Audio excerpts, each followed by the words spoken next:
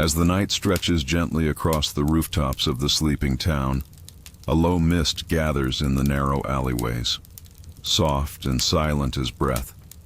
In a corner where two timbered walls meet, damp with centuries of soot and time, a man stands alone. His name, whispered by a few and remembered by fewer, is Thomas. His hands are coarse, his boots are soaked. His task is quiet, but never clean. They call him a Gong farmer, a name given with a twisted smile or a turned head. And though many avoid his presence, none forget the work he does. For beneath the charm of cobblestone streets and golden candlelight lies the rot that all must cast away. And Thomas, with his back bent and his face veiled in cloth, is the one who carries it. It begins before dawn. Always before dawn, the townspeople still dream. Of fields, of warmth, of things better left unspoken. Before we begin, tell me, where are you listening from, and what time is it there? And Thomas rises. His candle. Stubs are short, but he has learned to move through darkness without complaint. His hands find his bucket. The wooden pole he carries bears the weight of years. His boots, patched with scraps of old leather, squelch with the memory of 1,000 nights. There is no rooster that calls him, no bell that marks his hour. His time is kept by the stink of latrines overflowing, by cesspits grown impatient in the shadows. As he walks, the wind does not greet him kindly. It cuts between buildings, curling into the gaps of his coat. But Thomas says nothing. He listens. He always listens. To the sigh of the earth, the clink of his tools, the distant drip of rain gathering in old gutters, and now, as the first pit awaits, he lowers himself into the wooden frame. The ladder creaks, the air thickens. His breath becomes shallow, not from fear, but from practice. A cloth covers his nose, but it is soaked before the work begins. He does not rush. Each movement is steady, deliberate. The long-handled shovel finds its rhythm, scraping into the filth that clings like memory. The bucket fills. He hauls it up. Another, and another, until his muscles burn with quiet ache. Above him, there is silence. No one watches. No one speaks his name. Yet still, he works. And in that work, between the stench and the weight, there is something almost sacred, a duty performed not for glory, but for the fragile life of the town itself, for the baker whose fire must not be drowned, for the healer whose herbs must not rot, for the child who walks barefoot without knowing what lies beneath. Thomas is not thanked. He is not welcomed, but he is needed. And in this knowing, he finds a kind of peace. As the sky begins to pale, the pit is empty. The bucket swings lighter. Now. He leans back, arms trembling, heart steady. The town begins to stir above him, but he does not rise to greet it. Instead, he gathers his tools, wipes his hands on the rag that never truly dries, and moves toward the next pit, silent as always. His world is not made of gold or song. It is made of wood soaked in filth, of nails that pierce through time-softened gloves, of cold hands gripping iron in the dark. Yet in this quiet world, he holds a strange sort of honor. He is the one who carries what others discard. The burden of the town rests in his calloused palms, and still he walks. Still he breathes. Still he remains. The sun has not yet breached the low slate roofs of the town, but the sky now glows with the faintest blush of pale gray.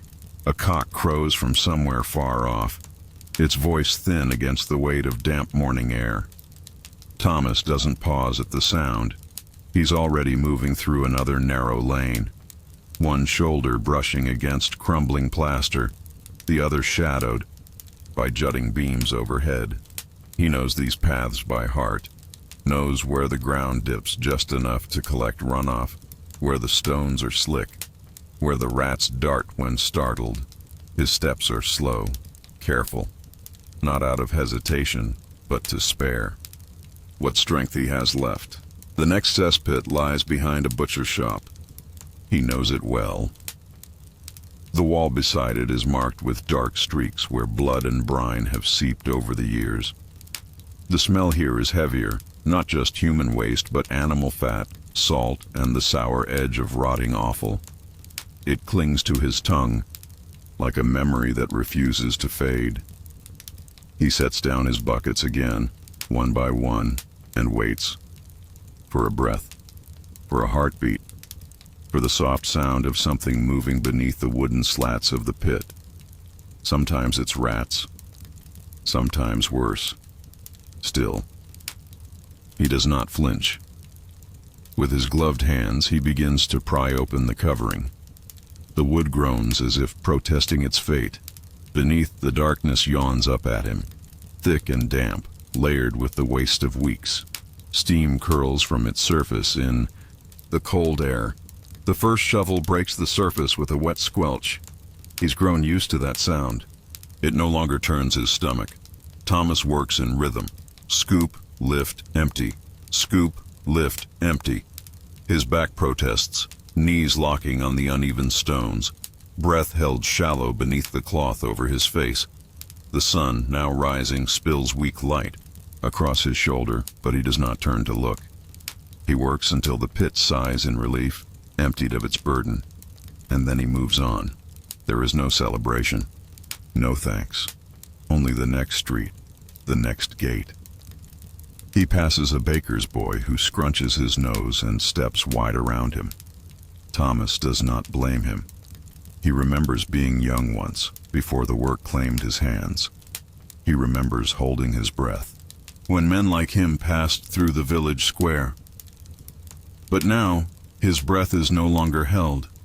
It is endured. He stops by the river to rinse the worst of it. Not the smell, that will linger, but the weight. He lowers the buckets into the current, letting the brown water swirl around the iron bands. The cold seeps through his gloves and into his bones. For a moment, he stands still, fingers gripping the handles, head bowed. Above, a gull circles and cries out once. Then all is quiet again. Thomas lifts the buckets, heavier now with water, but cleaner, and begins the walk to the town's edge. It is there, beyond the hedge line, where the waste will be buried, deep beneath a patch of soil no farmer will willingly till. The path is rutted and soft. His boots sink with every step. Birds stir in the branches above him, but none sing. The morning is still half asleep. He reaches the site by habit, not sight. The earth is already dark from previous visits. He tilts the buckets, and the filth spills slowly out, merging with what lies beneath. Then he uses his shovel, turning the soil over, folding the foulness into the ground like a bitter secret. There is something quieting about this part, something slow and final. The act of burial, though not for the dead, feels no less solemn. He wipes the handle of the shovel with the cloth again, then folds it carefully. It may be stained beyond recognition, but it is still his. As he turns to walk back, he passes a small patch of herbs growing wild: chamomile, yarrow, nettle. He picks a sprig of mint and tucks it beneath the edge of his hood. Not enough to hide the smell, but enough to remember something green, something alive. When he returns to the town, the streets have begun to wake. Doors creak open. Water sloshes into basins. Children cry. Hens cluck. And smoke rises from the chimneys like soft ribbons. Thomas moves among them, unseen but present. He does not pause. He does not explain. He carries his burden quietly, because someone must. Because without him, the town would drown in its own forgetfulness. And though he may never dine at the long tables of the guilds, though no scroll will ever carry his name, He walks with the quiet knowledge that what he does matters, even if only he knows it. The hours after sunrise are when the town begins to pretend at cleanliness. The cobbled streets are swept with brooms of bundled twigs. Rain barrels are checked. Bits of straw are laid near doorsteps to keep the mud from creeping too far indoors. The scent of bread baking and broth simmering does what it can to mask what lies beneath. But Thomas knows better. He knows that beneath every floorboard, every privy hole, every drain that trickles down into darkness, there is rot. Not out of neglect, but by design. The town is a living thing, and like all living things, it must shed and soil and be scraped clean again. And so, as the others go about their mourning, Thomas heads to a cesspool near the tanner's yard. This one is the worst. He has saved it for last. The tanner's vats have already steeped the air in sharpness. Animal skins hang in rows like parchment, dripping lye and tannin into the earth below. The cesspit behind them is older than most, deep and narrow, covered with boards that groan beneath his boots. Thomas kneels beside it and listens. The flies hum low. The boards are damp. He doesn't rush the task. There is a quiet reverence too, how he lifts the covering, how he braces his knees and angles the shovel to reach down into the rank, heavy waste. Here the filth is thicker, black with time. It clings to the wood like sap. The scent hits like a wall, and even with the cloth drawn tight, it finds a way in. He pauses for a moment, hand gripping the rim of the pit, eyes closed, and then he begins. Each motion slow, each lift deliberate. This is not the kind of work one can finish faster by rushing. The shovel must find its angle. The weight must be managed. A single misstep, and he could lose his footing. Or worse, the bucket fills. He ties a rope around its handle and hauls it up and out, tipping its contents into a waiting cart lined with straw and lye. He does this again, and again, and again. Time passes without notice. The bells from the chapel tower chime softly, marking mid-morning. The sound drifts over the rooftops and seems to echo faintly against the walls of the yard. Thomas does not look up. He is counting only the buckets now. Each one is a measure of effort, a proof of labor. As the sun climbs, sweat gathers beneath his hood. His arms ache, his knees are raw, but still, he does not stop. It is nearly noon before he finishes. He replaces the boards carefully, wiping down the rim with what remains of his cloth. Then he stands, slowly, joints crackling in protest. His breath is steady but shallow. His eyes water, not from emotion, but from the fumes. He walks to the edge of the yard and leans against a stone wall, tilting his head toward the sky. There are no clouds, just pale blue stretching out without interruption. It is beautiful in its simplicity. And for a moment, as the wind brushes his cheek and carries with it the scent of summer hay from the distant fields, Thomas lets himself forget the stink, forget the stain on his hands, forget the way people turn from him. He simply breathes. The moment does not last long, but it is enough. He pushes away from the wall, lifts the buckets again, and begins the long walk back through the alleys. He passes a woman scrubbing a step, who glances up at him, then looks away quickly. A boy carrying apples nearly bumps into him, then darts aside, muttering something Thomas chooses not to hear. He is used to the way their faces change, how their mouths tighten and their eyes flick downward, not out of fear, out of something older than that, discomfort, unease. The reminder that beneath every painted wall, every prayer, every celebration, there is waste, and there must always be someone to carry it away. Thomas reaches his small shed near the town edge, half stone, half timber, leaning a bit on one side. It is here that he stores his tools, his gloves, his worn apron. A jug of sour ale waits on the step. He lifts it, drinks deep, and wipes his mouth on the back of his hand. The shed smells of iron, old wood, and smoke.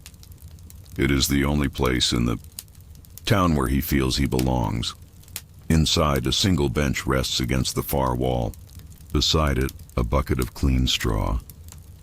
A small lantern hangs from a rusted nail, casting a dull glow over the space. He sits, lets the ache settle, and listens to the world outside. There is laughter in the distance. Someone sings near the well. The sound of a market cart clatters over stones, all of it soft, like a world just slightly out of reach, but still close enough to hear. Thomas leans forward on the bench, elbows resting on his knees, fingers clasped loosely together. He watches the slant of light moving across the floor, filtered through a small, grimy window, casting pale lines over the dust and straw. The ache in his back has dulled to a steady hum. The worst of the morning is done, but his work does not end with daylight. There are pits that overflow when the moon is high, drains that clog after supper, and taverns whose cellars flood with more than spilled ale. The filth does not keep hours, and neither can he. Still, in this hour between, when the sun sits high and the streets are loud with trade and talk, Thomas allows himself a pause. He reaches beside the bench and lifts a bundle wrapped in cloth. Inside, bread, hard at the edges but still warm near the middle, and a wedge of pale cheese crumbling at the touch. It is not much, but it is enough. He eats slowly, each bite careful, as though the silence might break if he moved too quickly. Outside, a bee drones past the open window. A rooster crows again. Someone nearby curses at a donkey. The town lives, and because of men like Thomas, it is allowed to. He remembers once, many years ago, when the pits were not tended, when the filth ran through the streets like a second river. People had fallen ill. Not just the poor, but the butcher's wife, the baker's youngest daughter, even a priest who had refused to wash. After that, they called for more Gong farmers. Few answered. He had, not out of courage, but out of hunger. He was younger then, angry at the way his boots leaked and his fingers cracked in the cold, angry at the smell that refused to leave his skin, angry at the way mothers pulled their children. Close when he passed, but over time anger gave way to rhythm, to duty, to the strange peace that comes from doing what must be done. Now he eats without hurry, and when the bread is gone, he brushes the crumbs from his lap, stands, and returns the bundle to its place. He steps outside. The sun makes his eyes squint. The town is louder now. A pair of traders argue over the price of salt. A group of children chase a wooden hoop down the alley. Somewhere a lute is being strummed with uncertain hands. He turns away from it all and begins the walk toward the tannery again. Not for another cesspit, but for water. The runoff from the hides is not clean, but nearby flows a small stream, clearer, cooler. He uses it to scrub what little can be cleaned. He kneels beside it, removes his gloves, and plunges them beneath the surface. The water bites with cold, but it carries the worst away. Not the smell, not the stain, but the weight. He scrubs the gloves, then his hands rubbing them together until the skin burns. The water turns brown, then gray, then pale again. He watches it drift downstream and wonders who will next drink from it. Such thoughts come easily when one works as he does. He washes his face carefully, avoiding his eyes. The stream reflects his image in pieces, forehead, nose, the edge of one cheek. Not whole, but enough to recognize the lines that time has drawn. A frog watches him from the opposite bank. He nods once as if to greet it, then gathers his things and stands. The road back into town is quieter now. Most folk are inside, hiding from the sharpness of early afternoon heat. Market stalls droop under their cloth coverings, and the sound of hooves clattering on stone grows less frequent. Even the dogs, usually bold with their barks and scavenging snouts, lie stretched in shadows. Thomas walks with steady pace. He does not mind the heat, nor the silence. His world is often quiet, filled more with texture than sound. The feel of leather straps cutting into his shoulders, the scrape of his boots against uneven stone, the rhythm of his breathing through damp cloth. He passes a woman standing in a doorway, fanning herself with a piece of parchment. She sees him. Her face shifts subtly, not disgust, not fear, but something else. Recognition, mixed with a wish not to. He offers no greeting. She offers no words. They both understand their roles in this place. At the edge of town, he turns into a narrow passage between two crooked buildings. Here, the space grows tighter. The walls lean together above his head like gossiping shoulders. A gutter drips steadily, even though there has been no rain for days. He follows the sound. A drain has backed up again. He kneels, lifts a rotting plank, and is met with the dark glisten of overflow.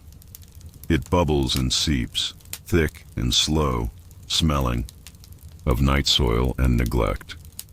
With practiced hands, he pulls free the clog, a rag, a bundle of hair, bits of straw and broken bone. He sets it aside on a flat stone and begins to ladle out the excess with a small tin cup. It is not fast work, but it is necessary. His fingers are blistered. Beneath the nails, grit clings like ink, but his movements never falter, not because he enjoys it, but because no one else will. When the drain is cleared and the worst of the filth has been scooped away, he replaces the plank and presses it down with his heel until it settles. Then, as always, he stands and walks on. There is always more. At the back of the carpenter's shed, he finds another task waiting. This one he had not been told of, but he can smell it before he rounds the corner. The pit has overfilled, and a dark line trails downhill toward the street. He sighs softly through his cloth and steps closer. The carpenter's dog growls once from beneath a bench, then quiets. Even the animals know what he is. He lifts the lid, partially covered now with a torn bit of wool, and begins again. This time the contents have dried somewhat in the sun. They cling in clumps, crumbling at the edges. The flies are worse here, thick and bold, buzzing against his hood. One crawls inside, brushes against his cheek. He flinches, but only slightly. He continues. Shovel, bucket, dump, shovel, bucket, dump. Each motion becomes part of a private rhythm, almost musical in its repetition. Not a song of joy, but a steady chant of labor, of resilience, of the unnoticed machine that keeps the town breathing. As the last of the pit is cleared, he looks once toward the sky, not to pray, but to see how much light remains. There are still hours to go before night, and there is still the tannery's second pit, and the brewer's runoff, and the small privy behind the apothecary, each one waiting, each one patient. He wipes his brow with the back of a gloved hand and moves on. The sun dips slowly westward, casting long shadows that stretch across doorways and down alleys like thin fingers. A soft golden hue settles over the town, warming the timbered walls and gilding the tops of carts and barrels. But beneath the warmth, the air begins to still, heavy with the closeness that comes before evening. Thomas feels it in his shoulders. The long, pulling weariness of a day nearly done, though his hands still carry weight, and his boots still stick to the stones with each step. The cloth over his face has grown stiff. His gloves, though rinsed more than once, have stiffened at the fingers. He doesn't change them. He has no others. He moves now toward the brewer's yard, a narrow corner behind the tavern, hemmed in by 2 storage sheds and a stack of broken barrels. There's a low grate there, where waste from ale-making gathers in a sticky mess, half sweet, half rotten. It doesn't smell like human waste, but it attracts flies all the same. He kneels beside it, using a hook to lift the grate. A thick, syrup-like substance glistens below, the color of old honey but twice as foul. Yeast foam clings to the edges. Beneath it, another layer, murky water, soaked grains, and whatever else the brewer lets fall when no one is watching. He dips, a flat scoop in, careful not to slosh it. Each pass brings up a mixture that clings and drips, reluctant to part. He pours it into the side channel that leads to the compost ditch outside the wall. It will drain eventually, maybe by morning. As he works, laughter erupts from the tavern. A song, off-key but joyful, floats out into the lane. A mug crashes, cheers follow. Thomas does not look up. He knows the voices. He knows their names. He knows they will not know his. Once, long ago, he drank in that tavern, before he took up the shovel, before the work became his skin. He finishes the scoop, washes it once with a ladle of clean water from a jug he carries, and replaces the grate. The stone around it is dark, but the worst of it has been carried off. He does not stay long. Evening is falling faster now. As he makes his way toward the apothecary's rear wall, the sounds of the town shift. The clatter of carts fades. Doors, close with thick wooden thuds. Children are called inside. Candles flicker to life behind leaded glass panes. The apothecary's privy is tucked in a recess, half hidden by a climbing vine that smells of something bitter and medicinal. The scent masks the pit beneath, but Thomas notices it anyway. He lifts the simple cover, no lock, no hinge, just a flat board placed loosely above a hollow dug into the earth. This one is not full, but it is nearly there. He works quietly, carefully. The soil is softer here, the waste more recent. He shovels, slowly to avoid splatter, tipping each load into a lined trough he brought with him. The sound it makes, thick, muffled, barely rises above the buzz of a nearby wasp. Once done, he sprinkles ash over the edges. A small kindness, a ritual learned long ago from an older farmer whose hands had trembled when he passed the shovel to Thomas for the first time. "They won't see it," the old man had said, "but it helps. Helps the smell, helps the ground, helps your own soul." Thomas believed him. He still does. As he steps back into the alley, dusk finally settles. The town grows hushed. Lanterns flicker from hooks. The sky purples, then deepens to blue. A bell rings faintly from the chapel tower, marking the close of day. Thomas turns toward the outskirts again, his buckets heavy once more. The walk back feels longer, though it is the same number of steps. His body tells a different truth, one of weight and time. Near his shed, he stops to watch the sky. A few stars have begun to appear, small, distant, but there. He sets the buckets. Down beside the compost heap, covers the waste with soil and straw, then stamps it flat with careful pressure. His boots sink slightly with each press. When he finishes, he wipes the rim of the shovel, hangs it on a nail, and rubs the dirt from his palms. Not all of it comes off. It never does. But the ritual remains. Inside the shed, he lights the lantern with a stub of flint and breathes slowly. The glow is dim, but warm. He pours a small amount of ale into a chipped wooden cup and sits again on the bench. His knees crack. His eyes burn from smoke and tiredness, but there is a quiet around him that soothes. From here, the town is just a shape. Rooftops against sky, smoke curling up into the dark. The noises have faded into whispers. Thomas drinks, lets the warmth settle in his chest, and says nothing. As the last sliver of daylight slips below the hills, night stretches out its cool fingers, touching rooftops, curling into alleyways, and pooling in every hollow of the town. It is not a fearful night, just quiet, unhurried, deliberate. A kind of hush settles over everything, the kind Thomas understands. He does not often speak, but he knows silence. He knows how it folds around the edges of a task, how it walks with him through narrow lanes and waits patiently by his side when the rest of the world has turned away. The shed creaks softly in the evening breeze. The candle inside has burned low, leaving just the faintest orange glow licking the walls. A small clay dish of herbs smolders beside it. Lavender, dried rosemary, and something else he does not name. It doesn't chase the stench. It only softens it. Outside, a dog barks once, then again, before falling quiet. A latch clicks, shut somewhere in the distance. The town prepares to sleep. Thomas rises from the bench. He stretches his back slowly, arms above his head until his joints pop, then lowers them with a sigh. His hands find his outer coat, stiff with dried sweat and soil.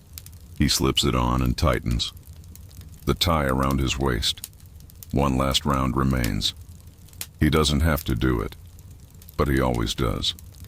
There are certain corners of the town that go unnoticed, spaces too small, too forgotten for anyone to tend.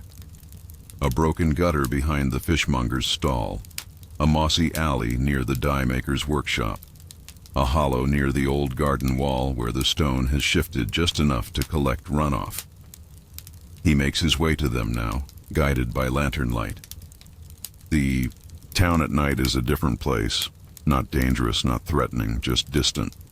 The laughter and shouts of the day are gone, replaced by the soft rush of wind and the rustle of leaves against wood. Every footstep echoes louder. Every breath seems drawn from deeper in the chest. He walks slowly, not from fatigue, but from care. The fishmonger's gutter is first. He lifts the iron grate, loose on one side, and peers in. The water is thick with scales and bits of bone.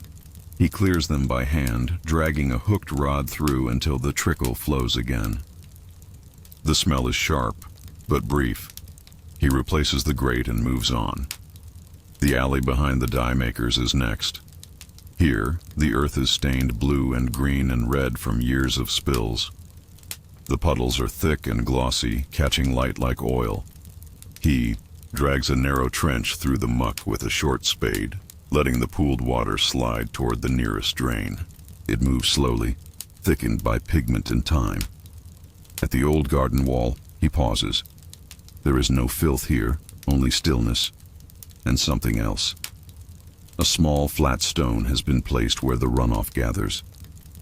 On it, a single candle, burned low, but still warm. Someone has been here. He does not disturb it, just watches it for a while. Then he turns, the weight of his tools resting comfortably across his back, and begins the slow walk home. The moon, nearly full, climbs higher. It lays its light over the town in gentle swaths, picking out shingles, chimney pots, and the worn grooves of wagon wheels in the dirt. It follows Thomas as he walks, not lighting his way but keeping him company. He returns to the shed at last, sets down his tools, removes his gloves, washes his hands in a basin of water he saved from the stream, cold now, with flecks of ash floating near the surface. He sits and exhales. The day is done, not finished, not wrapped in ceremony, just done. And tomorrow it will begin again. The hours just before sleep are the softest. They do not ask for strength or for effort, only presence. Inside the shed, Thomas leans his head back against the wall. The boards behind him are cool, their grain pressed into the fabric of his hood. His hands rest in his lap, palms open, fingers loose. There is no task now, only breath and time. From beyond the walls, the world has quieted almost entirely. The wind has stilled, the animals sleep. Even the town seems to hold its breath.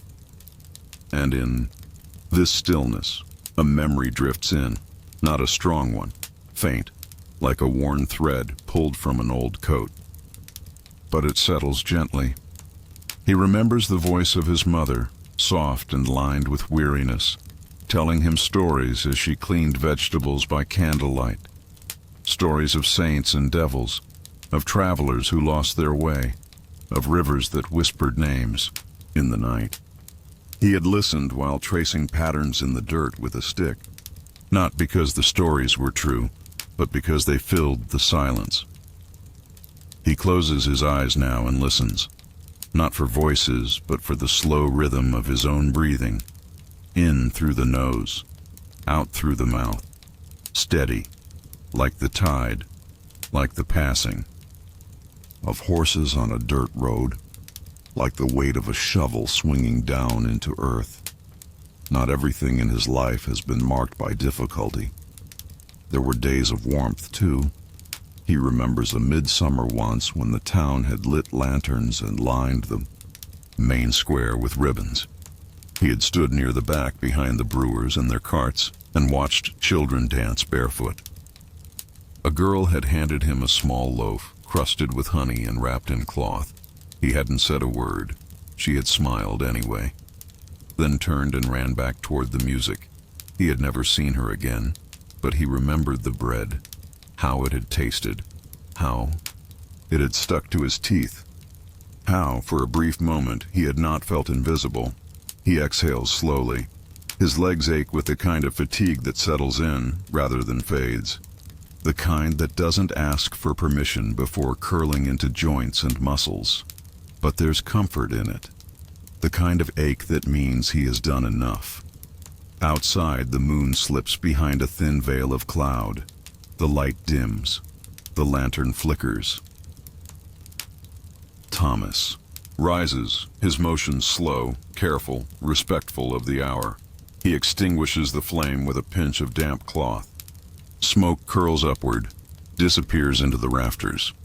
He places the cloth on the edge of the basin, folds it neatly, and turns toward the door. The night greets him like a quiet friend. He steps outside and breathes in deeply. The air is cooler now, touched by the scent of dew and faint chimney smoke. No filth here. Not now.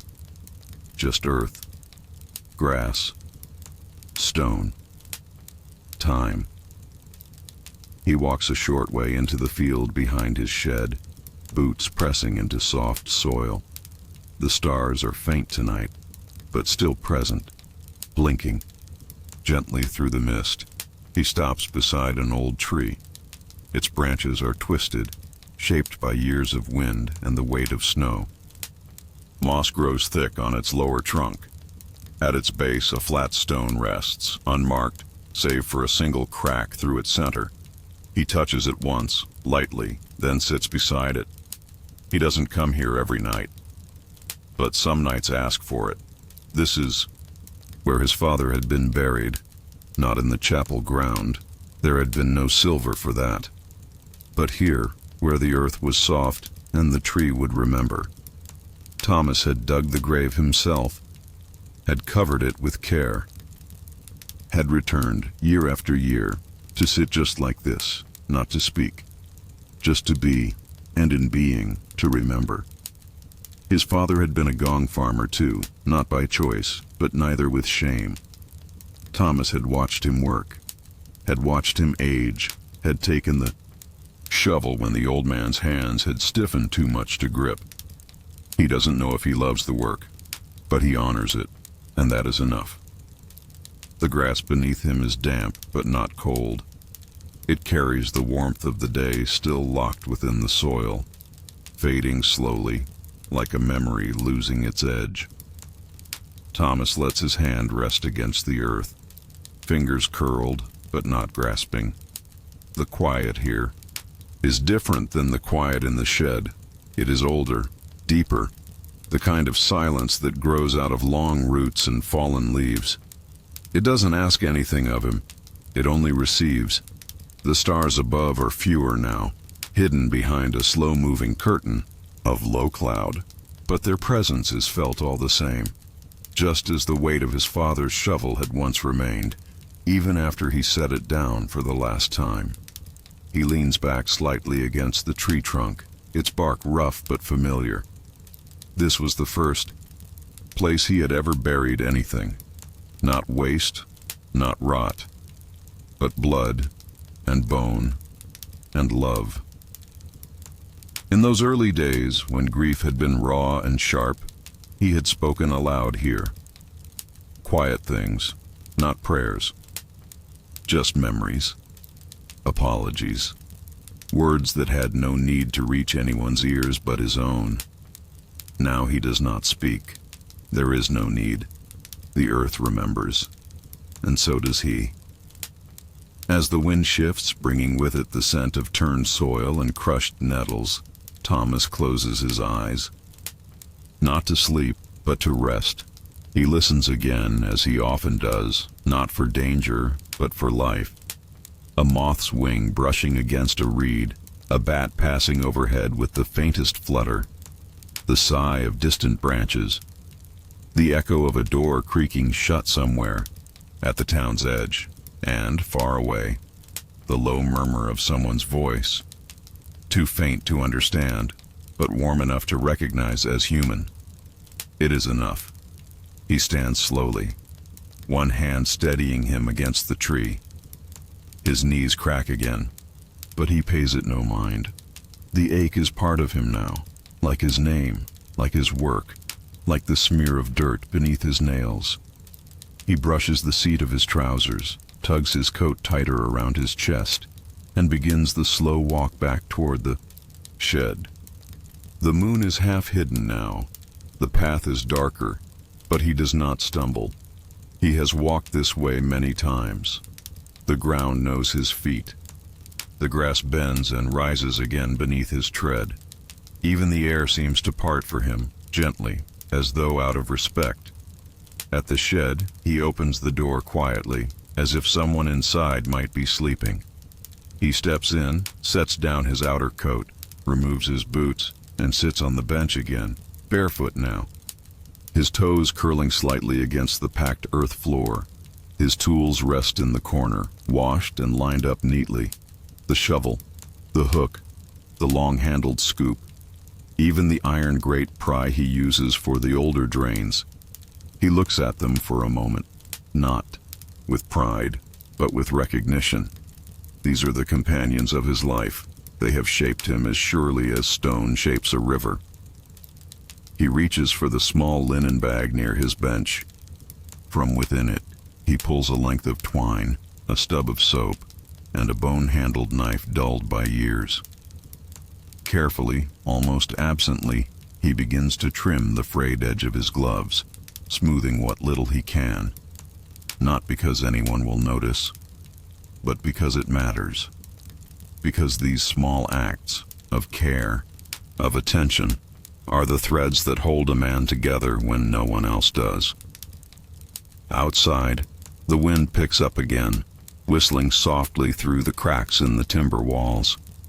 He ties the twine in place, folds the gloves, and sets them on a shelf beside the soap. Then he lifts the blanket from the hook, spreads it across the bench, and lies down slowly, one hand beneath his head, the other resting gently across his chest. He does not sleep immediately. Sleep comes when it is ready, but he closes his eyes and breathes and waits. The first sound to stir him is not a bell, nor the crow of a rooster. It is the drip. One soft note, then another. Slow, steady. He lies still, eyes not yet open, as his mind traces the source. The corner beam near the roof. the place where the rain finds its way through the softened thatch when the clouds gather in the early hours. Rain. A small rain, not the pounding kind that wakes townsfolk in fear of flood, but the quiet sort, the kind that falls like breath, like whispering fingers on rooftops and cloaks. It coats the stones, it seeps into the earth, it washes nothing fully, but touches everything. Thomas opens his eyes. The shed is dim, gray with morning. The blanket clings to him slightly, damp from breath and weather. He sits up slowly. His joints respond with complaint, but they respond. And that is enough. He crosses the small space, opens the door with care, and steps out barefoot into the dawn. The sky is cloaked in a pale veil. No fire, no gold, just layers of soft gray pulled low and close. Mist coils around the grass. The town lies still, not yet stirring. The scent of rain is fresh, laced with smoke and soil. Thomas closes his eyes and stands in it, letting the rain dampen his hair, his face, his shirt. There is a strange grace to being washed, even if it cannot make him clean. He retrieves the water basin, steps outside, and pours it slowly near the herb patch where the mint grows tall beside a squat tangle of thyme. He crouches beside them, brushing away a leaf spotted with rot. Then he pinches the top sprigs between his fingers, green, firm, fragrant. He doesn't pick them. He only touches. Some things grow best when left undisturbed. Back inside, he prepares for the day as he always does, without words. He laces his boots, winds cloth around his face, slips his arms into the coat, the same way he has done for years, each layer like a soft shield between his body and the world.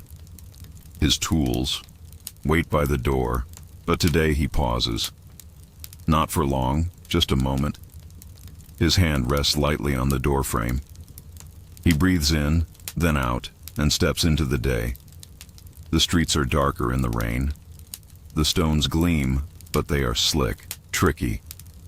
Water pools in places where the earth has sunk over the seasons. Thomas knows them all by heart. Where to step, where to avoid, which stones wobble, which will crack beneath weight. He walks toward the northern edge of the town. A new house was built there 3 months ago. Not large, but tall, narrow. The kind of house that families build when they dream of climbing higher in the world. But no one had thought to plan the drainage well. He had known the pit would rise quickly, and it has. The scent greets him before. The corner turns.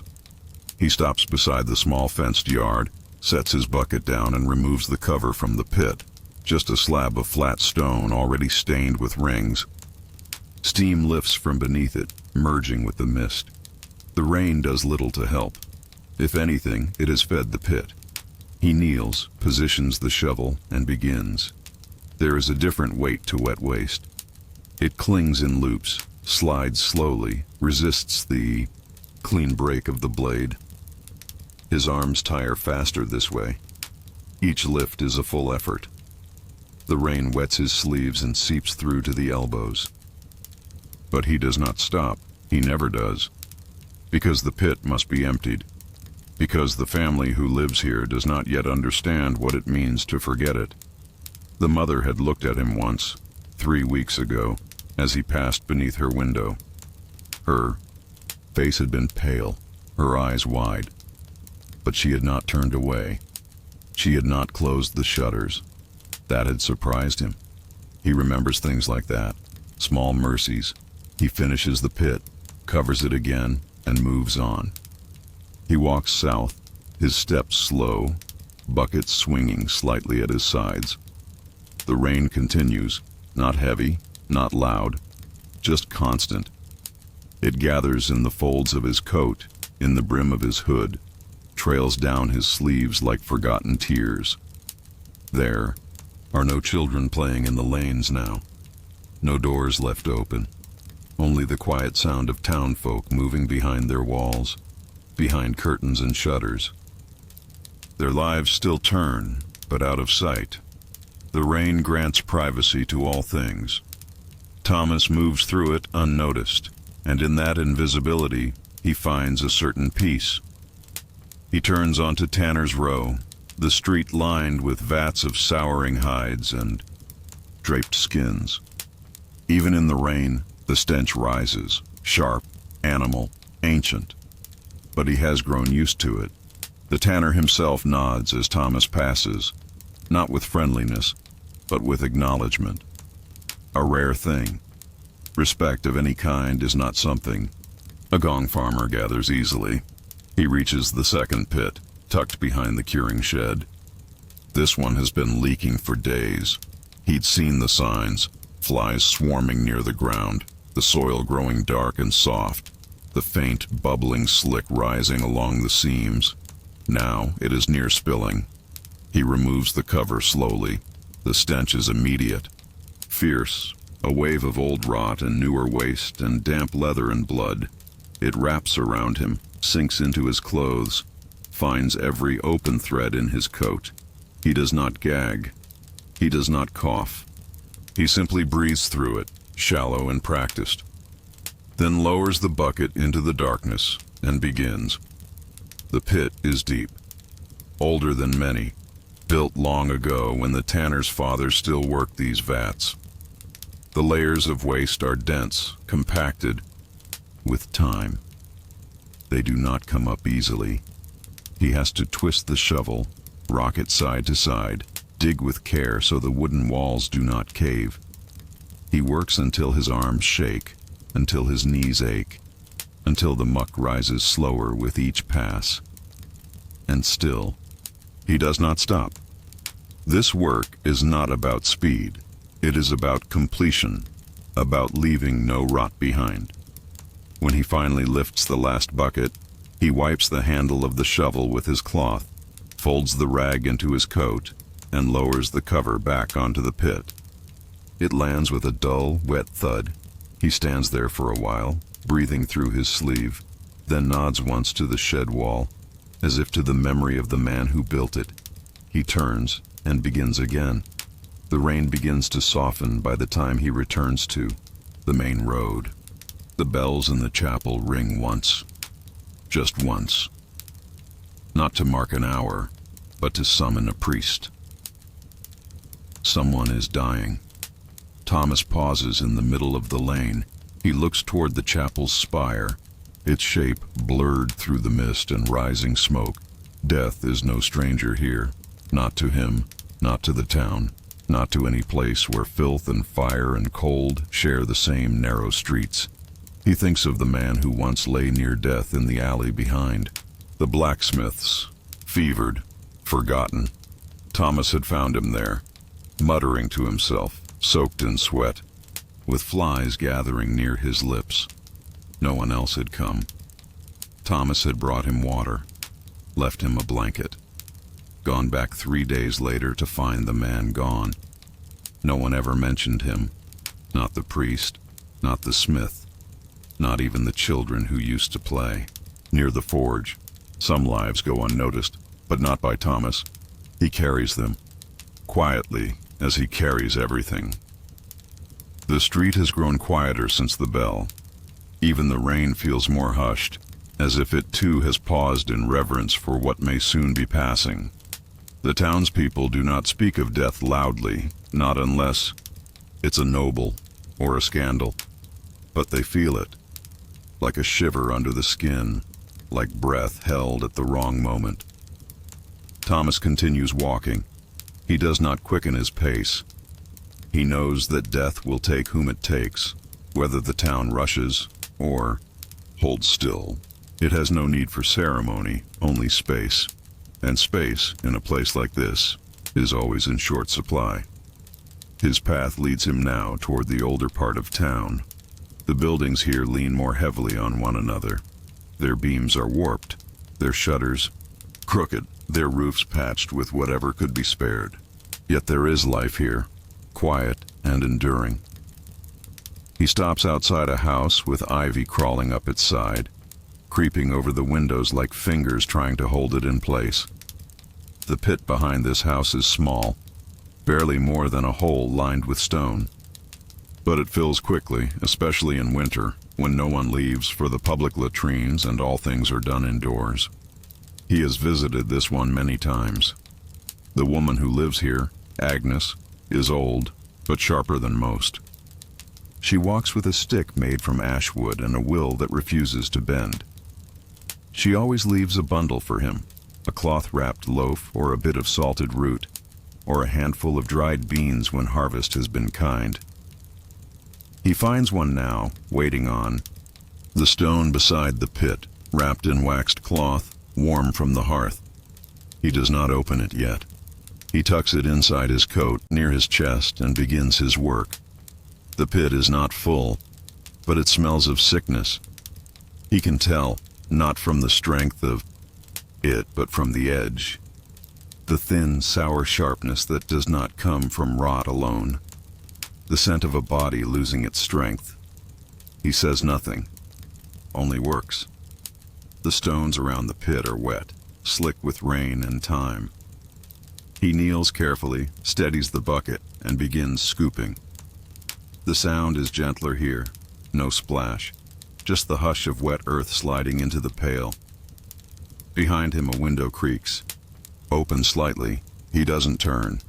He only says, low and plain, "I'll keep it clean." A moment of silence. Then the window creaks shut again. That is all. It is enough. As he finishes, the mist begins to lift. The rain has slackened to a fine mist, barely more than air. The streets gleam in its aftermath, puddles forming mirrors that ripple with every passing step. Thomas turns toward the alley that leads to the butcher's. He's not expected there, but he knows the drain beneath the cutting slab clogs after storms. It always has. He cuts through the narrow way between two houses, where chickens sometimes roost and scraps collect along the wall. A cat watches him from a windowsill, tail twitching slowly, yellow eyes unblinking. He nods at it, as he often does. He does not expect a nod back.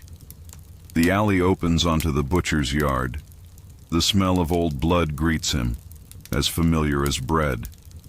The drain is hidden beneath a wooden plank where the animals are dressed. Blood runs into it when the gutters are working, but now it's full. He pries the plank with the edge of his boot and lifts it with his hook.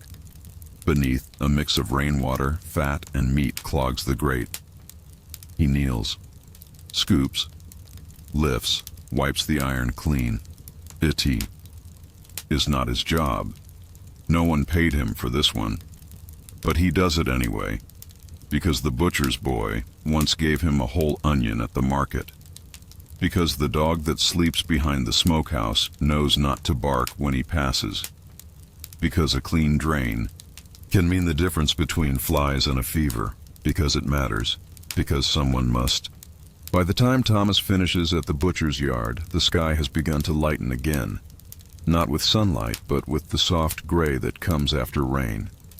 The kind of light that reflects off damp rooftops and catches in puddles, but never reaches the bones. He stretches slowly, one hand against his lower back, the other wiping sweat and moisture from his brow with the edge of his sleeve. The street is beginning to stir once more. The baker has opened his shutters, and the scent of flour and yeast pushes out into the street like a promise. A girl sweeps the step in front of the midwife's door, her broom moving in lazy arcs. More to pass the time than to clean. No one greets him. He is used to that, but he notes the rhythm of their movements, the steadiness of the town returning to itself. That too is part of his world. He is not separate from it, only silent within it. A shadow moving just beyond the edge of conversation. He heads toward the stream, the same one where he washed the grime from his hands the day before, where the frogs blink slowly and insects dance over the surface like the first traces of wind. The water is higher now, dark with soil and flecks of straw, but it flows, and that is enough. He crouches near the edge, sets down his tools, and dips his hands in. They sting. The small cuts, the blisters beneath his gloves. They wake in the cold, raw and immediate, but he does not pull away. He lets the water have its say. Washes the grime from beneath his nails, scrubs the cracks between his fingers, rinses the handles of his tools with deliberate care, not because anyone will see, but because the tools have served him well. He finds a patch of mint nearby and crushes a sprig between his palms, inhaling the green sharpness deeply. It clears the nose, if only for a moment, enough to push back the stench of the pits. He tucks another sprig into his coat, a gesture for himself. He turns toward the slope that leads to the dumping ground, a wide patch of earth just beyond the hedgerow, where all waste is buried beneath. Layers of soil and straw. The ground here is soft black with years of labor. The weight of the town lies beneath it. He tips the buckets. The contents spill slowly, heavy with the day's burden. Then he lifts the shovel, turns the soil, covers the waste with a careful hand. No part of this is rushed. There is dignity, even in this, especially in this. Each motion is a kind of farewell, not a prayer, not a rite, just respect. The earth receives it without complaint, and in return, it gives quiet. When the last of the pit is buried, he leans on the handle of the shovel and looks out toward the trees at the field's edge. Their leaves still drip from the rain. A single crow calls once, then takes flight, its wings slicing a slow path across the clouds. He watches it until it disappears, then turns back toward the town. His boots carry the smell of the field, the clinging weight of wet earth and human leavings. But he walks without shame. He walks because he must, because the work will call again tomorrow, and the day after that, and as long as the town breathes. The road back is quieter now, not because the town is asleep, far from it, but because the rhythm of the day has found its place. The noise is steadier, measured. The sudden clangs and shouted greetings of early morning have faded into the more purposeful movements of those deep in their tasks. Thomas passes through the market square. It is narrower than it used to be, choked on either side by stalls and barrels, awnings that sag with moisture, carts heavy with turnips, fish, and baskets of stale bread. He moves along the edge. People do not part for him, but they notice. A man loading sacks of barley slows his movements. A washerwoman looks up and draws back her apron. A child tugs his mother's skirt and whispers a question. The mother only shakes her head and guides him away. It is the same each day. Thomas neither seeks nor avoids them. He simply is. And that, perhaps, is what most unnerves them. There is no apology in his stride, no shame in the angle of his back or the set of his shoulders. He walks upright. He does not hide, because someone must see the things others will not, and live among them. He returns to his shed by midday, the light now soft and angled, cutting through the mist in long golden beams. A patch of dandelions grows near the wall. He notices, without thinking, how many have turned white, ripe for wind. Inside, the air is dry again. The lantern has cooled. The floor is clean. The tools rest where he left them.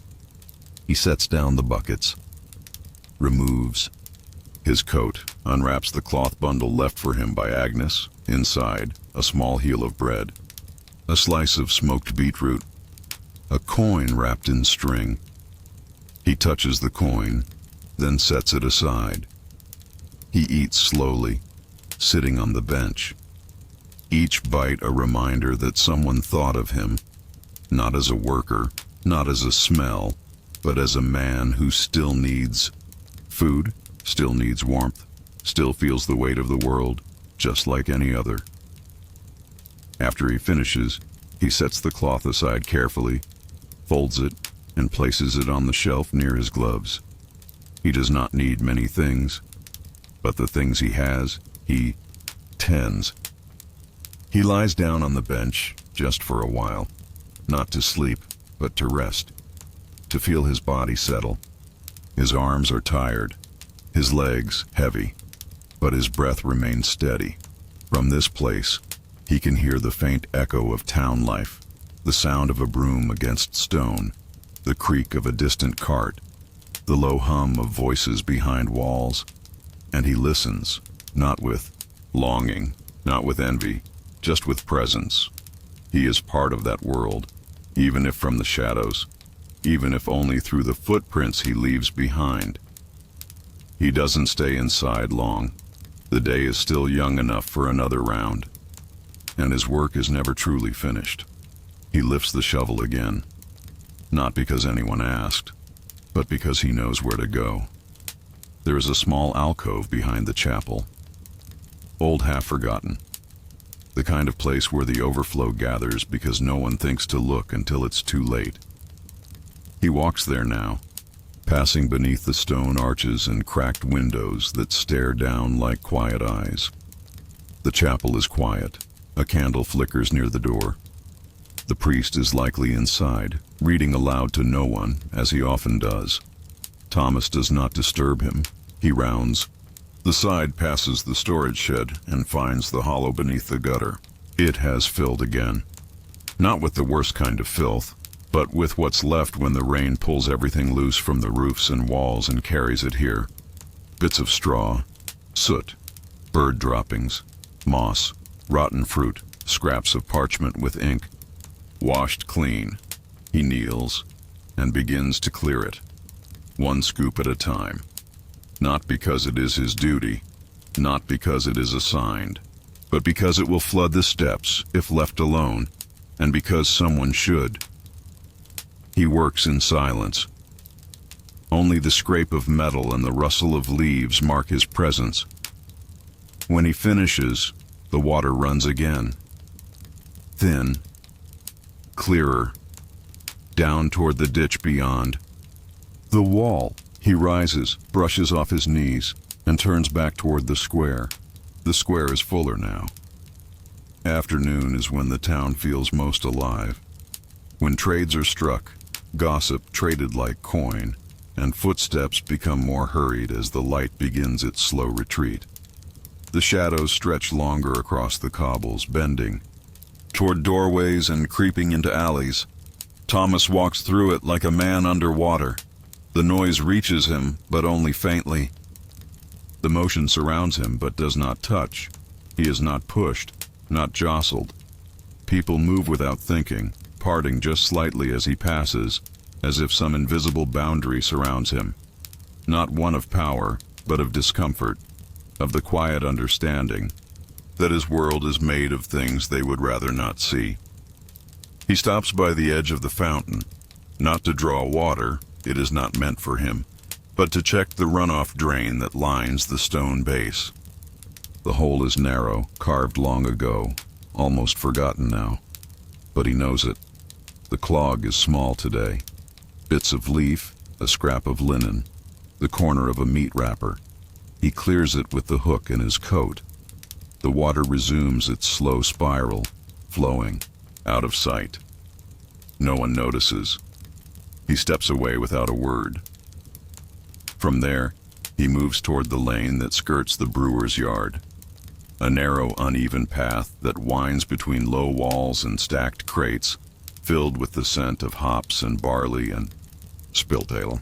He doesn't expect to find much there, but he knows from habit that places like this invite overflow. He turns the corner and pauses. Someone is sitting near the wall, a girl, perhaps 9 or 10, knees tucked to her chest, eyes watching the steam rise from a mug she holds in both hands. Her dress is patched but clean, her hair tied back with a length of fraying blue ribbon. She sees him, does not look away. Thomas considers turning. He rarely shares words with children. Their parents discourage it. Their stares linger longer, and their questions cut deeper. But this girl does not flinch. She tilts her head, then lifts the mug toward him, offering it without speaking. He steps forward slowly, careful not to startle. When he is close enough, he crouches. The girl holds out the mug again. He takes it. It is warm, not fresh, but still holding heat. Inside, a thin broth, mostly water, a few flecks of herb, a floating sliver of something root-like. He nods once, returns the mug. She does not smile, but she watches him as he stands, then turns and walks away, her bare feet padding silently on the wet stone. Thomas remains still for a long moment. The mug rests on the ground beside him. Steam still rises. He does not drink, but he does not move it. Instead, he sits beside it, back against the wall, and closes his eyes. Just for a moment. The sun breaks through the clouds for the first time that day. Only a little. A narrow beam of light pushes past the chapel roof and falls across the rooftops, glinting off the wet tiles and puddles. It casts a long shadow from the fountain, makes the puddles shimmer like shards of glass. The square slows. People turn their faces up, if only for a second, as if the sun is something new, as if they hadn't missed it until now. Thomas opens his eyes again, feels the warmth on his cheek, and allows himself one breath deeper than before. Softer. The warmth doesn't last. It rarely does. The clouds roll back in slowly, like a great gray curtain pulled across the sky. The golden edge softens, and the square returns to its usual hue. Damp stone, muddy wheels, smoke curling from chimneys. But Thomas remains still. He does not rise just yet. The broth still sits. Beside him, the surface now still, the steam nearly gone. A single drop of rain lands in it, sending soft ripples outward. He lets the moment pass, as one might let a page fall closed without reading the last line. Then, with care, he stands. His knees crack again, this time louder. He picks up the mug, carries it to the edge of the brewer's stall, where a bucket collects rain near the door. He rinses it twice, then sets it down gently on the wooden step. It is not his, but it mattered, and that is enough. The path behind the smithy is quieter now. The forge no longer burns, but the scent of ash still lingers in the timbers. The coals sleep, black and curled, and the anvil is wrapped in burlap to keep the dew off. Thomas walks past it slowly. There is a small pit here, hidden between the walls of the workshop and a half-burned fence. He had cleared it last month, but such places do not stay clean for long. He kneels beside it, lifts the lid. Beneath, a shallow pool of dark water swirls gently, not with motion, but from memory. The contents are heavy, sluggish. The smell rises, more bitter than foul, not human waste. Chemical, soap, ash, iron filings, and the runoff of fire. He knows the difference. He scoops it anyway, because the water has nowhere to go, and because it matters to someone. Someone who doesn't know he's come. As he finishes, he stands again in the lane.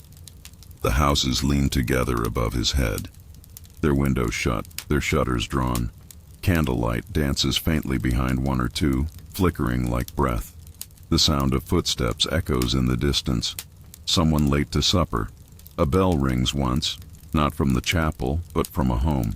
It is a sound of routine, of spoons scraping bowls, of hands washing in basins, of voices low and tired, telling the same stories they always tell.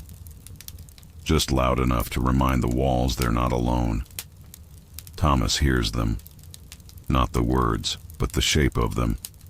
And for a moment he stops, not because he wishes to be inside, but because, in some way, he already is. He walks back toward his shed as the light fades fully. No more breaks in the clouds, just the soft hush of evening, the kind of hush that rests not on the ears, but in the ribs. When he opens the shed door, the hinges groan slightly.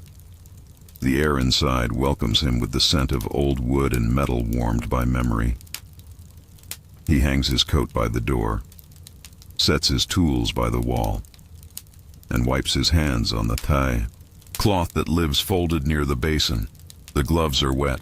He lays them flat by the window to dry. Tomorrow, they'll be stiff. He'll bend them back into shape. He always does. On the bench, he sits again. No ale tonight, just water from the clay jug. He drinks it slowly, one swallow, then another, and then he rests. Not all the way down, just elbows on knees, head bowed slightly, eyes half closed. Outside, the wind picks up, just enough to rustle the leaves in the tree behind the shed. And from somewhere very far away, an owl calls. Once, then silence. The owl's cry fades into the dark, leaving only the quiet of the hour. The kind of silence that is not empty, but full of things settling. Wood creaking as it cools, earth softening under dew. The long exhale of the world easing into rest. Thomas does not move. His breath is slow, his body still, his thoughts drifting, not racing. He listens to the gentle tap of rainwater dripping from the corner of the shed roof into the empty bucket below. The sound is steady, almost metronomic, a reminder that the world continues in small ways, even when no one watches. He reaches beneath the bench and pulls out the folded cloth from earlier, the one that held Agnes's bread. His hands smooth it once, then he places it beside his gloves, neatly, as if its small service had earned it a place among his tools. In the far distance, a dog barks once, then twice more, before being hushed. Another house closes for the night. Another fire dims behind shuttered windows. Another day folds itself into memory. Thomas rises. He stretches one arm, then the other. He doesn't light the lantern tonight. The light from the window is enough. Pale, gray, filtered through thin cloud and the faintest presence of stars. His shadow follows him only faintly as he moves. He lifts the shovel once more, not for work, but to lean it gently into the corner, handle facing out. It has served him through another day. It will be ready again tomorrow. He brushes dirt from his sleeves, wipes his palms down the front of his trousers. Then he steps outside, again drawn by the sound of the wind returning. The field behind the shed is darker now, the grass wet and cool underfoot. He walks to the same tree as before, where the roots grow thick and the stone lies flat. The earth here is soft but strong, unmoved by storms, loyal in its silence. He sits down beside it, not out of duty, not out of grief, just to be, to breathe with the ground, to remember what it is to pause. The breeze moves through the branches above, lifting the leaves in slow waves. The sound is low and rustling, like pages turning in a book too old to be written again. He watches the sky, not for signs, not for answers, just for movement. There are no stars tonight, only soft cloud. But that is enough. He rests a hand on the stone, not to pray, not to speak, only to touch. The cold surface grounds him, reminds him that the world has edges, that each day has a shape, and that even the most unseen labor leaves a mark. He stays until the air cools fully, then rises without sound, brushing grass from his coat. He returns to the shed, closes the door softly and settles again on the bench, his back against the wall, his feet tucked beneath the blanket, eyes half open, watching nothing in particular, and slowly, without force, sleep begins to find him. Morning comes not with sudden brightness, but with the soft lifting of shadow. The shed glows pale in the gray light, and the smell of damp wood fills the air. Again. The blanket over Thomas's legs has grown heavier in the night, weighed down by the moisture in the air. He stirs slowly, stretching one leg, then the other, before pushing himself upright. His back is stiff. His hands are curled slightly, fingers clenched from hours of rest with work still lingering in the joints. He flexes them gently, then leans forward to place his boots on the ground. The soles are cold, the leather wet around the edges, but they fit well. They always have. He stands and walks to the door, unhooking the latch with a practiced motion. The outside greets him with silence, the kind that belongs only to early morning. No voices, no footsteps, just the breath of the town before it remembers to wake. The path to the stream is soft from the night's rain. Each step presses deep into the earth, leaving prints that will vanish by midday. He carries his tools with him, as always, one in each hand, the shovel balanced over his shoulder, his coat pulled tight against the breeze. He kneels at the water's edge and rinses the edge of his gloves, not because they are cleanable, but because the motion soothes him. The cold water brings life back into his fingers. He scrubs the blade of his shovel with a flat stone, knocking off the clumps of earth and waste dried along the edge. A few birds call out from the trees beyond the field. Not many, just enough to break the stillness. He listens, not as a distraction, but as part of the ritual. Every morning must begin this way, grounded, quiet, deliberate. When he finishes, he rises, wipes his hands on the inside of his coat, and begins the walk toward town. His route never truly changes, though the work itself does. Some pits fill faster than others. Some drains collapse after a heavy storm. Some streets are cleaner for a time until the people forget again what lies beneath. He arrives at the alley behind the potter's house. It is narrow, flanked by two walls bowed inward with age. Rainwater has pooled here but not drained. The gutter has shifted. The waste from the upper drain has spilled into the path. He lifts the flat stones that line the trench and begins clearing the blockage.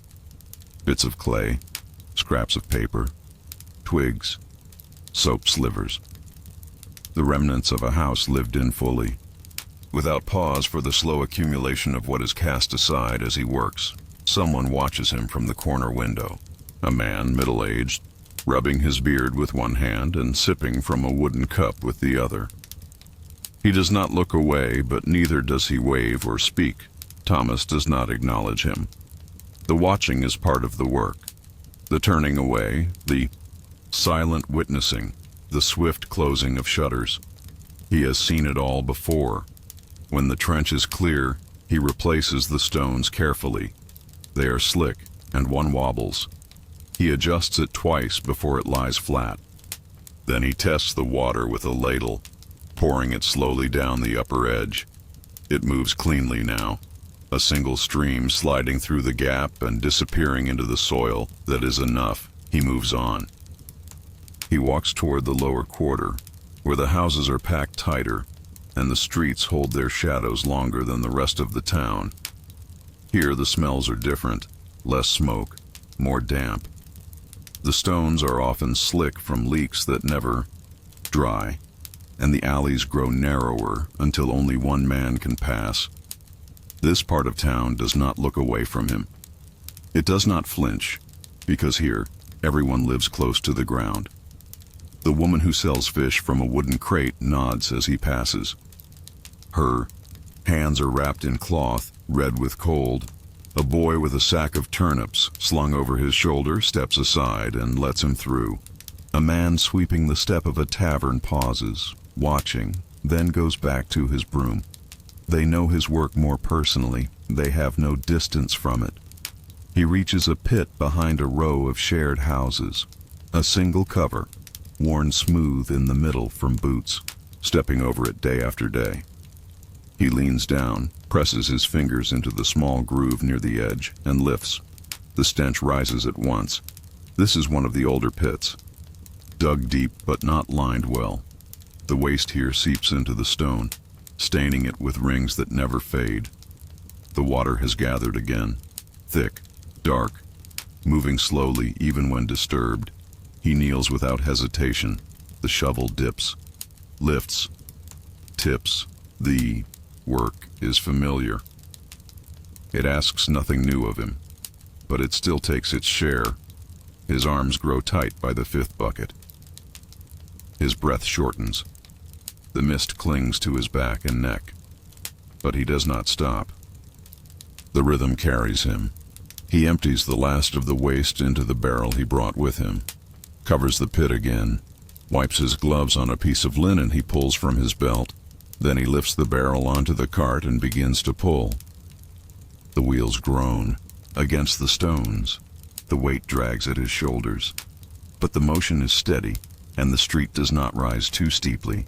He passes the bakery. The scent of flour and yeast rolls over him. A girl opens the side door, tosses a bucket of ash into the street, and disappears before he can see her face.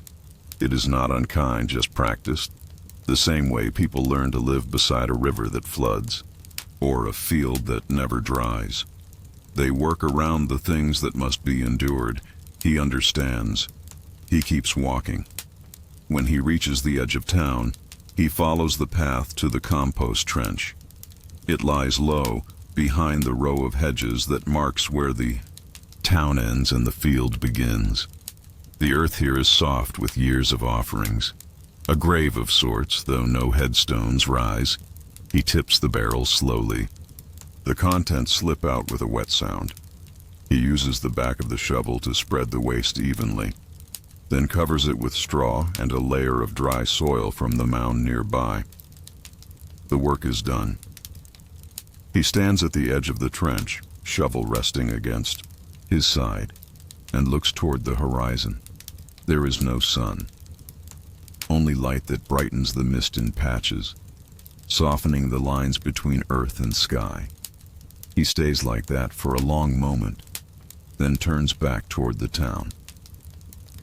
The path back to the town is quieter than before, not in the way of silence, but in the way that the day now seems to exhale. The wind has gone still. The birds that chattered in the hedgerows have moved deeper into the trees. The carts have stopped creaking through the alleys. Even the bells are silent. Thomas walks slowly, not because he is tired, though he is, but because there is no reason to rush. The next task will wait for him. It always does. He passes the well in the northern square. No one stands there now. The rope hangs slack, the bucket resting gently against the stone lip.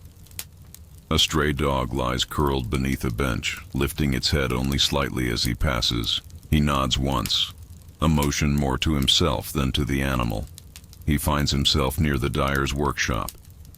A low building with stained walls, its windows half shuttered, to keep the light from ruining the fabric inside.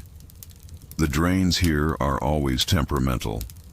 The mixture of dyes and runoff thickens when it rains, then hardens when it dries. He crouches beside the drain at the edge of the stone platform. A small puddle has already formed around it, tinged with blue and green. He takes the hook from his belt, slides it gently into the opening, and scrapes along the inside. A clod of soaked wool pulls free. The water drains. The puddle spirals and disappears. He watches it go before standing again. The smell of the dye house lingers. In the air, pungent, tangled with the scent of vinegar and copper and something bitter he has never named. It clings to the walls and the ground, stronger than the smell of waste in some places. He steps away and makes his way toward the river's edge where the tanner's scraps are often thrown. The air here is thicker. The water moves slower, almost hesitant. He doesn't stay long, just enough to check that the runoff channels are still open. They are. He walks back through the narrow lane that runs between the churchyard and the farrier's shop. The iron smell of the forge has faded, replaced now by the sweet scent of crushed grass and warming stone. He finds a quiet moment in it, a breath that does not catch in his throat. The church bells ring again, this time 3 slow notes, a burial is. Coming, Thomas stops at the edge of the path and watches as a small procession forms near the chapel. A man in robes walks ahead, carrying a wooden cross.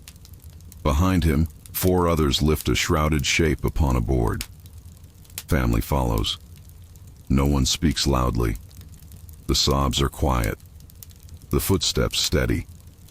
He does not move closer, only lowers his head slightly, holding his cap in one hand. He does not know the name of the one being buried, but he honors the moment, because the earth will take all of them eventually, and someone will be left to tend what they leave behind. He waits until they pass, then turns toward the west lane. There is a privy near the inn that hasn't been emptied in weeks. The smell of it rises even before the wind does. He walks toward it, slow and steady. His hands still cold, his shovel still waiting. The inn's privy stands behind a low wooden fence, barely taller than a man's waist. The boards are cracked, leaning and stained from years of careless use.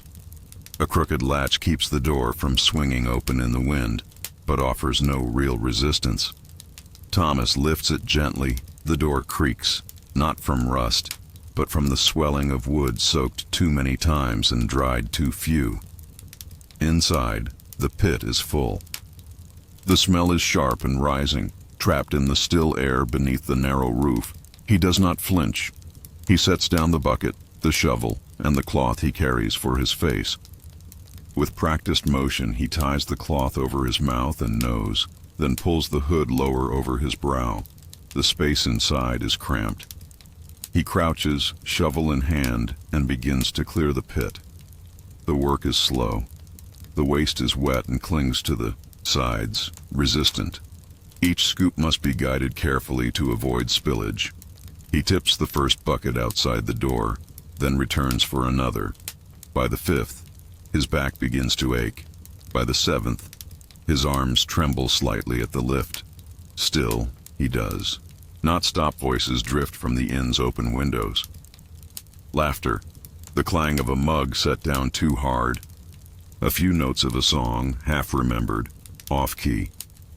Someone curses, another laughs louder. Thomas keeps his eyes down.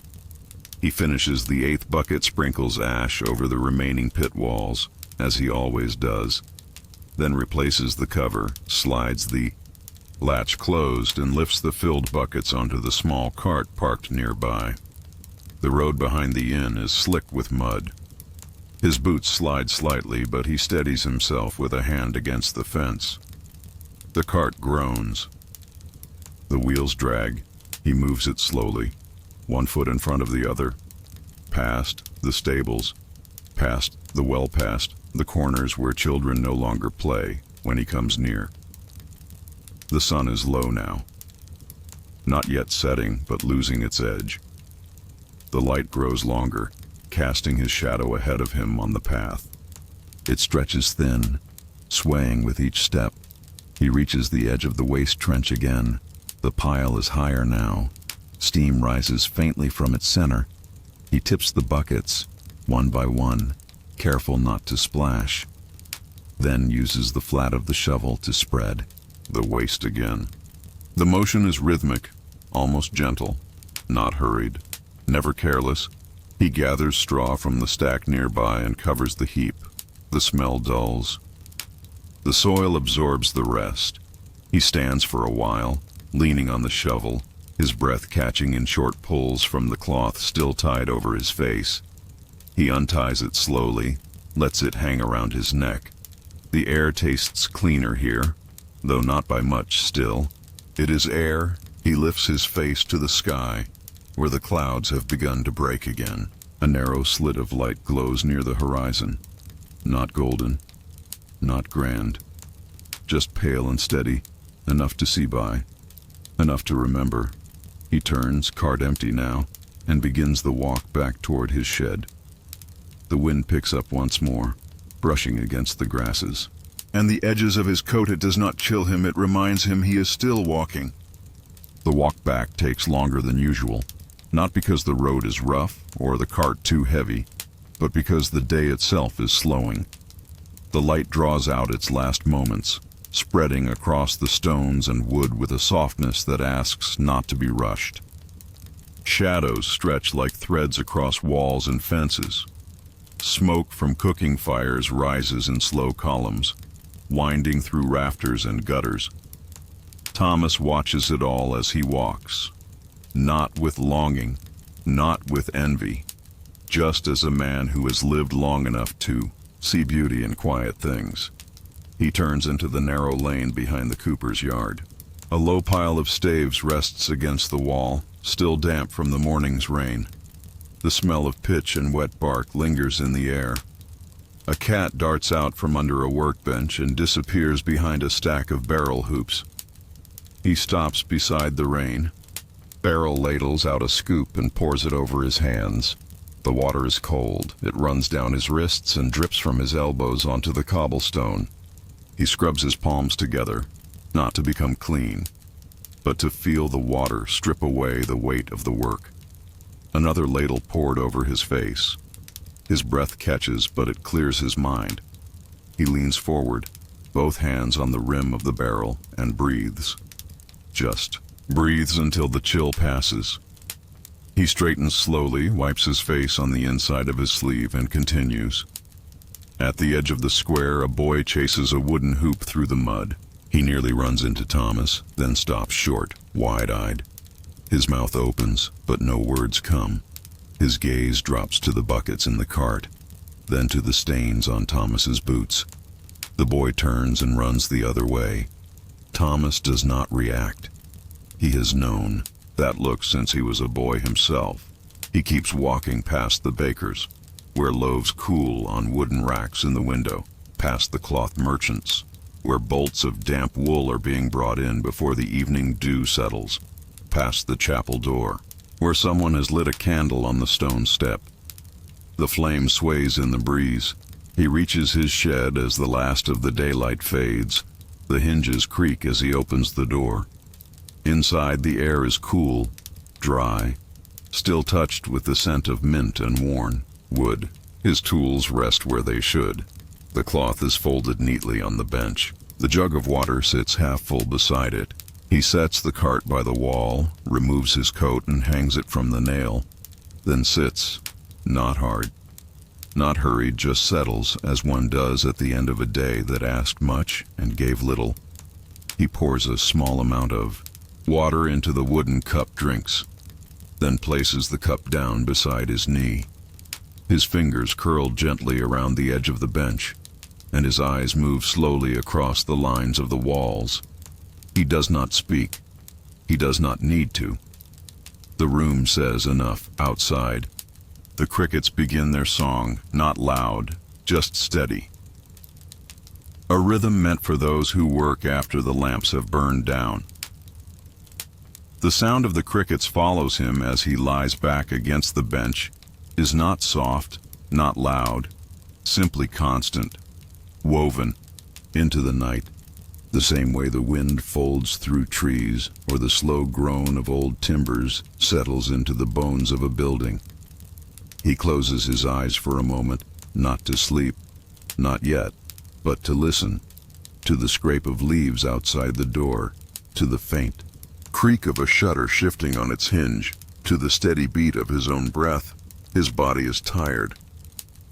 Not in the way of sudden exhaustion, but in the way that has layered itself across years, muscle grown into rhythm, skin turned to callus, silence worn like a second coat.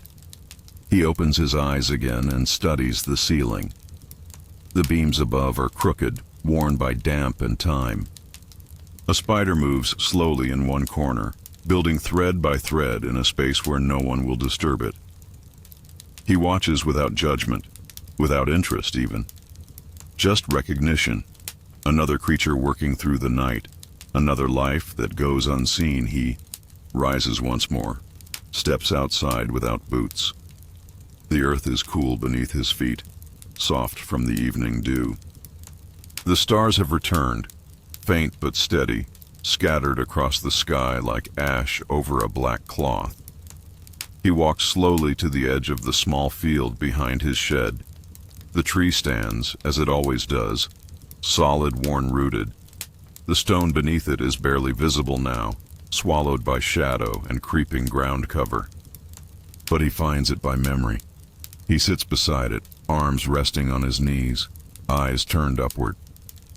Single star brightens above the chapel tower. He watches it, doesn't blink, just watches. He doesn't speak. There is no prayer tonight, no questions, just the presence of the earth beneath him and the sky above. He remains like that for some time. When the breeze picks up again, it carries the scent of something distant, baked bread, damp linen smoke from the blacksmith's fire. All the small traces of other lives moving behind walls, he lets them pass over him like mist, then stands. His knees complain, but he steadies himself. Tree makes no sound. The stone remains cold. He walks back through the grass, slowly. The crickets sing louder now, not urgent, not warning, just alive. He steps back inside the shed, closes the door gently behind him, and folds the blanket across his lap as he sits. The lantern remains unlit. He does not need it. The dark is not an enemy. It is simply the shape of rest. He does not count the hours. He never has. There are no clocks in the shed, no chimes to divide. The night. Time moves differently here. It swells and contracts around the body's needs, around hunger, ache, stillness, and breath. Thomas shifts slightly on the bench, turning to lie on his side. The blanket scratches at his chin, rough but familiar. The wooden wall at his back radiates a faint memory of warmth from the day before. He breathes in through his nose, slowly. The smell of earth and wet cloth and fading wood smoke fills his chest. He closes his eyes. Sleep does not take him all at once. It never does. It moves through him in waves, like the tide pressing into the shore, then drawing back. The weight of the day still rests in his shoulders, in his calves, in the rawness between his fingers, but the quiet eases it. The quiet understands. Somewhere outside, a door creaks. Then a pause, then the slow steps of someone returning indoors. He imagines a family settling for the night, a mother checking windows, a father stoking a last ember in the hearth, a child drawing blankets to their chin. He is not part of that, but he is not separate from it either. The town sleeps because men like him do not forget, because the filth does not pile too high, because the waste is cleared before it poisons, because there is someone who lifts the things others do not wish to see. He opens his eyes again, briefly. The shed glows faintly now, not from fire, but from the moonlight, pressing through the cracks in the wall. It paints thin silver lines across the floor, the edge of his bucket, the worn surface of the bench. He watches those lines, lets them blur, and finally, he lets sleep come, not as a fall, but as a sinking, a settling like silt at the bottom of a still well. The next morning begins without warning. A bird's call, the rustle of cloth in the wind, the faint thud of a wooden gate closing somewhere along the lane. Thomas opens his eyes. The lines of moonlight are gone, replaced by soft gray. Morning gray, the kind that carries a chill before the sun arrives. He shifts the blanket aside, sits up slowly, and lets his feet find the ground. The ache is there again. It always is. He does not rush. His movements are small at first. rolling one shoulder, stretching the fingers of his left hand. Feeling the stiffness ease without trying to force it, he lifts the jug and drinks. The water is cool and stale, but enough. He stands. His coat hangs where he left it. Damp now from the night air, but ready. His gloves are still by the window, their edges curled slightly from drying. He pulls them on, flexes his hands, feels the rough seams along his palms. He opens the shed door. The world outside is still dim. The path is slick from the night's mist, but the work waits, it always does. His first stop is the alley behind the candle maker's shop.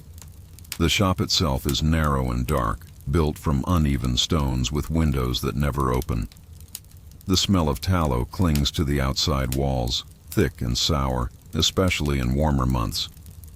The drain near the back door fills often. It is shallow, poorly built, and blocked by the wax that spills over during the dipping process. Thomas approaches it without hesitation. He kneels beside the low trough, tilts the stones that cover its mouth, and sees what he expected. A pale crust of hardened grease choking the water's edge, bits of wick, melted beeswax now solidified in a wide smear across the channel. He scrapes it loose slowly. The wax gives way and curls, breaking like old bark under the hook. He gathers it into a cloth, folds it, and sets it aside to be burned later. Some things cannot return to the ground. Some things must vanish another way. When the water trickles freely again, he rinses the channel with a ladle of fresh water. The thin stream slips away into the earth, and with it, the smell lessens. He replaces the stones and stands. His knees crack again. He lifts the cloth bundle, now heavy with scrap, and tucks it into his cart. The wind stirs the corner of his coat as he turns the cart onto the lane again. The next stop waits behind the weaver's house. A privy sits tucked beneath an overhang, shielded from the rain, but not from the accumulation of months. The stone floor outside it is slick, the edges green with moss, and the boards that cover the pit have begun to sag. He tests them with one boot. They hold, but only barely. He lifts the cover with care, shifting it slowly until the darkness beneath opens wide. The smell is deep, pungent, sharper than usual. He breathes shallow through his cloth, then begins the work. The pit is near full, the waist heavy with straw and scraps of wool. Threads float in the surface water, gray and tangled. They wrap around the shovel's edge and resist every lift. He works. Slowly shovel, scoop, tip, each motion practiced, each one necessary. The sound is wet and muffled. The weight pulls at his shoulders, but the pile in the bucket grows. He tips each load into the barrel at the edge of the path. The wind carries the worst of the stench away, but it lingers on his sleeves. He continues. He does not count the loads, only watches the pit slowly return to earth.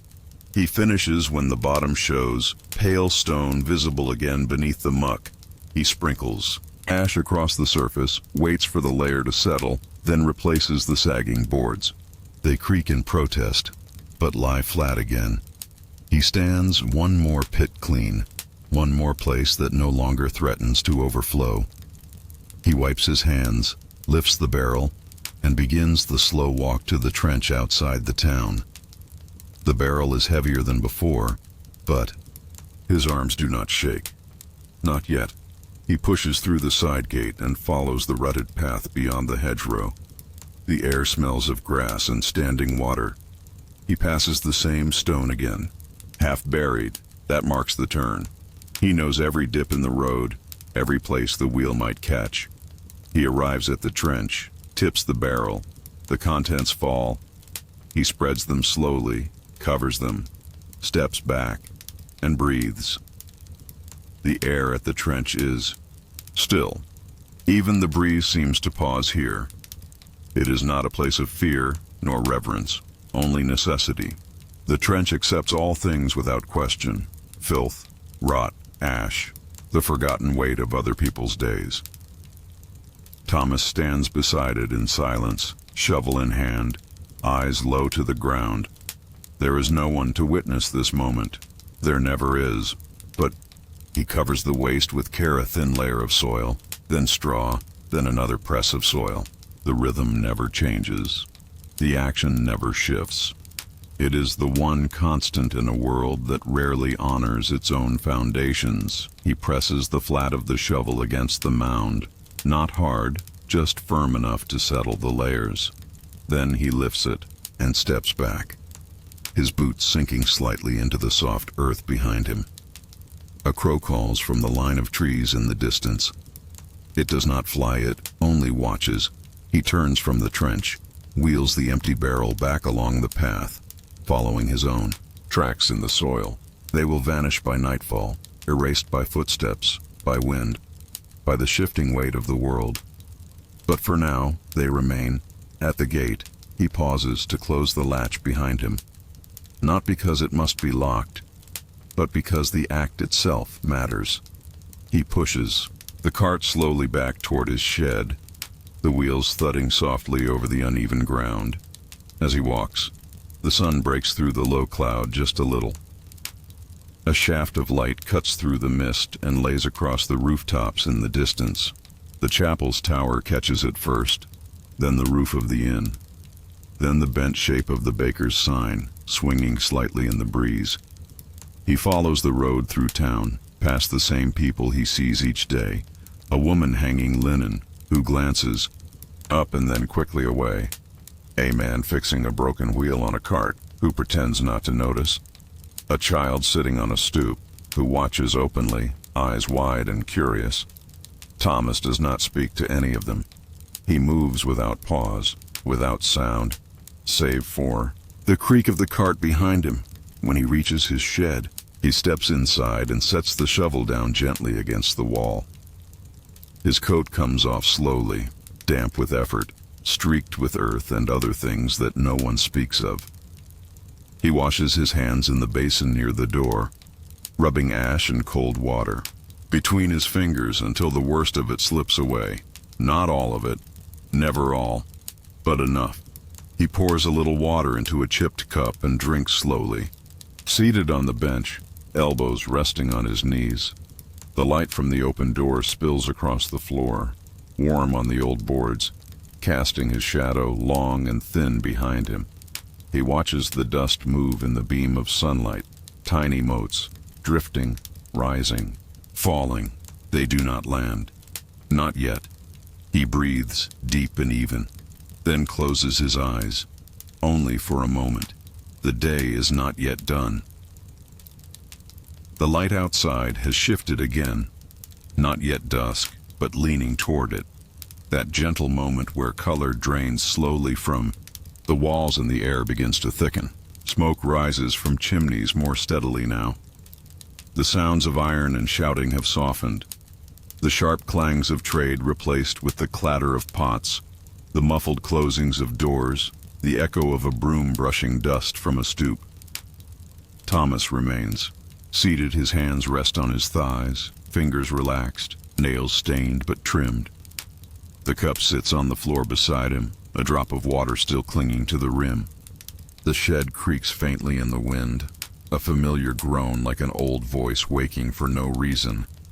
He watches the floor, not for any particular reason, only because it stays still, because it does not change outside.